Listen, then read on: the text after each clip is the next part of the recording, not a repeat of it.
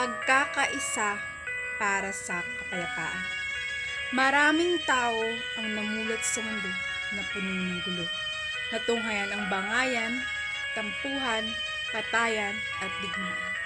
Maraming tao ang nalagay sa pahamakan dahil sa walang tigil na labanan, na minsan ang dahilan ay maling patakaran o kagagawan. Pagkakaisa ng lahat ay mahalaga, maputi, maitim o saan nagmula. Paggalang at pag-unawa sa kanya-kanyang paniniwala ay mahalaga upang katahimikan ay ating makuha. Maraming nangyayari na din natin inaasahan sa mundong ating ginagalawan. Gulo, sakuna at walang tigil na pandemya. Kaya, hindi natin lahat makakaila na tayo ay nag-aalala. Pagkakaisa ang talagang solusyon sa problema upang kapayapaan ay ating makuha. Kailan tayo magsasawa? Kailan tayo makakaramdam ng awa?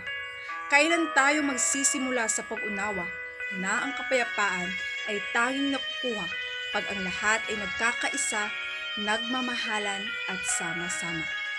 Hindi pa uli ang lahat, sabay-sabay nating imulat ang ating mga mata sa katotohanang ating nakikita. Gamitin ang isip at huwag kaila. Buksan ng puso at ito'y idama na ang kapayapaan ay talagang mahalaga. Gusto mo, gusto ko. Gusto natin lahat ng kapayapaan. Hindi lang para sa ating sarili kundi sa ikabubuti ng bayan.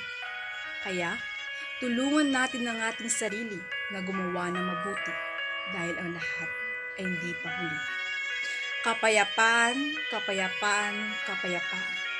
Isang salita na may 10 letra. Ang tanging sinisigaw ng buong madla.